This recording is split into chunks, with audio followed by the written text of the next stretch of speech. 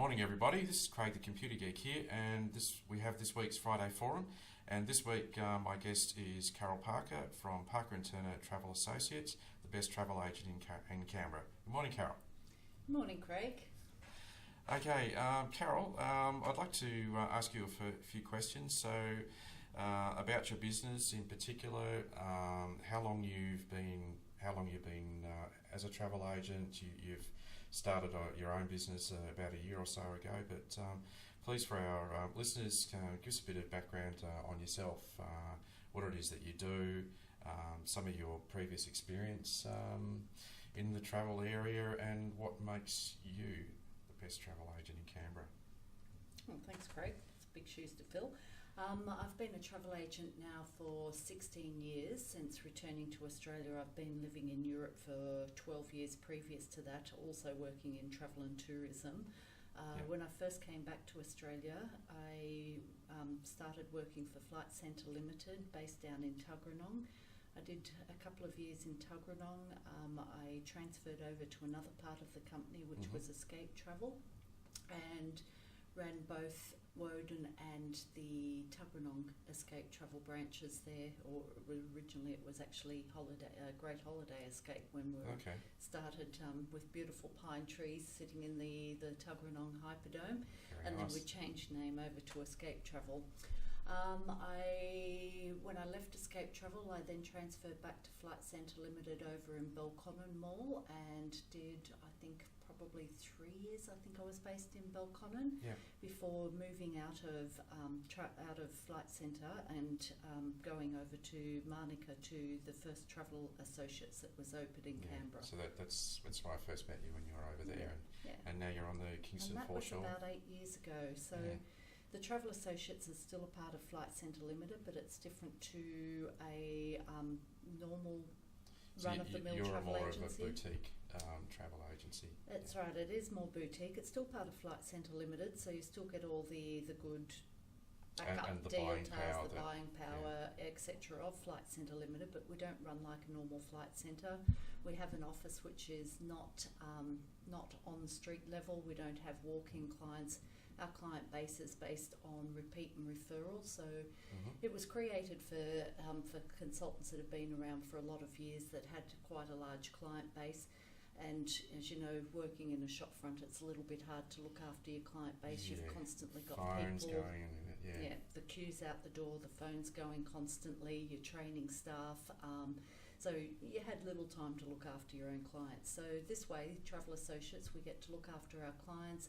Our clients generally tend to be well-travelled clients. They're discerning, they know exactly, they generally tend to know exactly what they want, but they like something a little bit different to the usual run-of-the-mill travel. And, you know, they've been travelling for a lot of years, and the great part about it is these clients of ours have now got families of their own. They might have grandchildren, and these grandchildren are now starting to travel out. So we've got an older client base, but a newer client base as well. We get to spend more time with them than general run-of-the-mill travel agency. Yeah, so one of the things that you do say is your experience counts. So you've obviously had quite a lot of experience in the travel industry, and I remember you telling me about some of your time where you were a tour guide in Europe and in Italy. Can you share a little bit about that for our listeners? Yeah, well, when I first went over to Europe, I went over as on a working holiday, one-way ticket to Europe to make sure that I actually stayed the whole year when I went over there. And as soon as I got on the plane, I thought, what was I worried about? But I went to Egypt first of all, backpacked around Europe a little bit, and at that stage, it wasn't possible to go into Russia without actually doing an organised tour. The wall was still up, the Iron Curtain still there. So I booked onto a Contiki tour. I'd met up with some people on my backpacking around Europe, and they were doing a Contiki tour through Russia and Scandinavia. I thought, oh, that's great. I'll go and join onto that, hop onto that. Had such a great time on the trip. It was a camping trip. It rained every day. We were washed out, but it was still an amazing time to visit Russia and also Germany. So that was probably about the early 80s, I'm guessing? It was a little bit later. Not quite that old, Craig, but it was later 80s, but before the wall had come down. Late it was 80s, before the wall came down. Yeah.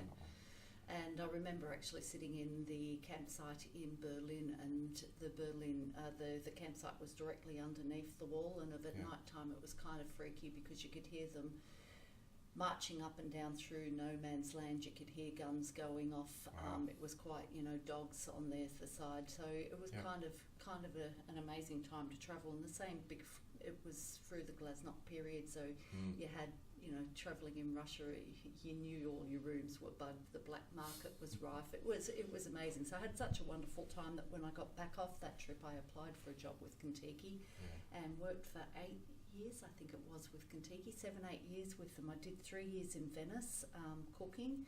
I did a couple of years in Florence. I'd learned to speak Italian by then, so I worked for the Italian agent for Insight, Trafalgar, Contiki, and then eventually went on the road as a tour guide throughout Central Europe, Russia and Scandi for further 5 years.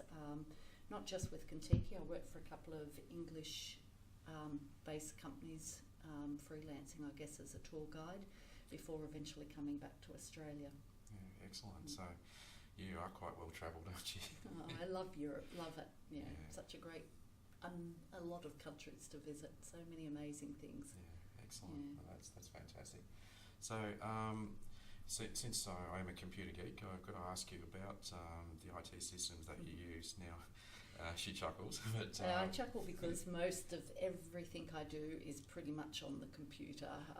You've got where we book our flights, we work on a Trans Universal Desktop, but it's backed by Galileo. There's other systems like Amadeus, Sabre that are used as well. We book, most of our airline bookings are through the Galileo or TUD systems, but you've got also cruise line applications that you have to go into. All the tour companies have their own websites, hotels, car hire companies, travel insurance. So every particular part of travel, everything's done on the internet. And quite often a lot of the companies want to, while we talk to the companies and you can sit on hold for hours on the phone, sometimes it's as quick for us to use the online booking systems directly to these people as well. But that does create issues when internet crashes. You've got to be so careful with some of the booking online systems because making sure clients' details are correct is imperative, and I don't know how many times I've done something on a computer and a computer's got a will of its own.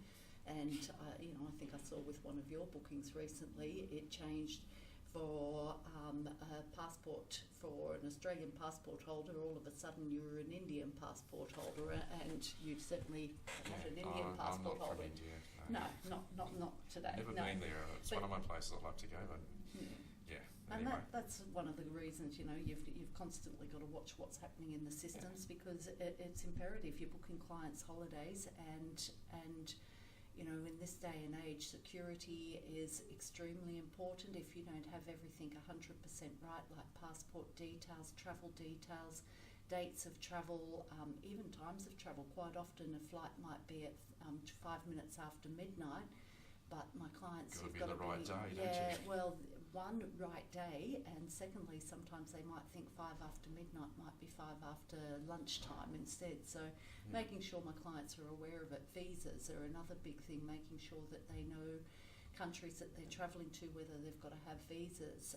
Travel insurance is imperative. If you don't go without travel insurance, it's I've seen so many clients that have had issues over the years, and myself included. I went to Bali a few years ago and had no plans of this happening, but I actually went through the roof of a building that we were trying to do some community work for one of the fishing villages, and we're painting the roof.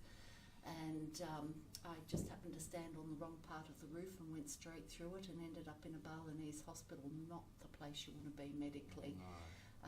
And travel insurance, so good, so handy. I've had somebody, myself, my partner actually took out a taxi in taking the car back to the airport, and we had to claim on travel insurance for car hire access. And again, they just paid that out. There's so many reasons, that you don't expect things to happen, but things happen. So, they say, isn't it? If you can't afford travel insurance, you can't afford to travel. Exactly. it's like a man without a passport, it's a man without a country, so always keep your passport on you at all times. Very, very good advice. Mm. Probably the last thing I'd like to ask you, Carol, is some general tips, I guess, for potential customers that you might have there. You've gone through some things already, but when people are perhaps planning a trip somewhere, what is the best advice that you can give them? I guess some of what I've just covered about making sure that you've got travel insurance, checking all of your details are correct as per passport, as per your flight itinerary, looking out for as well cancellation details are a big thing. You know, it's great. A lot of people think that booking on the internet is the best way to actually travel. I can tell you now, a lot of my prices are pretty much the same as the internet. I might have some slight fees that are a little bit above it, but a lot of the tour companies, cruise companies, etc., incorporate all our costs into their costs as well. But booking on the internet, you've got to be so careful that you are putting in the correct details, watching your details, and making sure you've got all the correct information for travel. So another thing, tip-wise, is, you know, maybe booking through a travel agent is actually more beneficial for clients, because I do know that if something happens, like we've got a couple of hurricanes in Hawaii at the moment, volcanoes blow up in Fiji, gosh, there's been, you know, innumerable terrorist attacks overseas.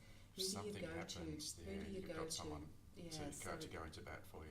Yeah, exactly. And, you know, I've got clients that have got better things to do with actually being out there on their holiday and enjoying things, and they ring me up, Carol, I need to make a change, or what am I going to do? A classic example is, what am I going to do? There's a hurricane in Hawaii. I'm in Europe at the moment. What am I going to do? I've got 4 different flight companies. Can you ring them all up for me and find out about changes and cancellation fees, and if I've got to amend?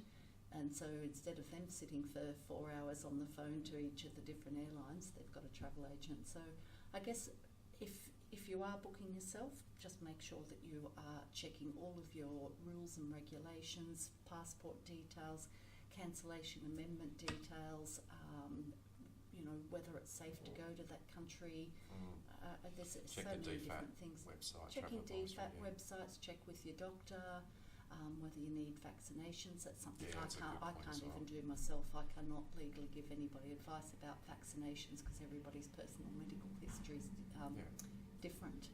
And I guess while we're talking about medical, is when you have travel insurance, if you have a pre-existing medical condition, thank you, making sure that you're covered for that too when you travel overseas. It's so there is important. really a lot to think about. Yeah, you may save some time and maybe save a little bit of money doing it yourself, but if you've got a big itinerary and all that, and if the proverbial hits the fan. The proverbial hits the fan a lot of times. It's like, you know, my job is looking after my clients' travel and all their travel needs. Your job's looking after my computer and all of its medical needs. And I can tell you the computers have medical needs every single day. So does the telephone. Gosh, I don't know how many hours I sit on the telephone. But it's there to look after our clients, like you look after my computer and all of its travel needs to keep Sometimes it travelling. You want to travel it out the window. Yeah, occasionally, but that's what you do. You look after it. Okay, that's great, Carol. It's been great to talk to you this morning, and for all our listeners out there, if you're looking for some travel, domestic, international, or cruise, or anything like that, come and say hi to Carol, and she'll certainly look after you. So thanks again, Carol, and Thank you, Craig. we'll see you all next week with the next episode of Friday Forum. Thank you.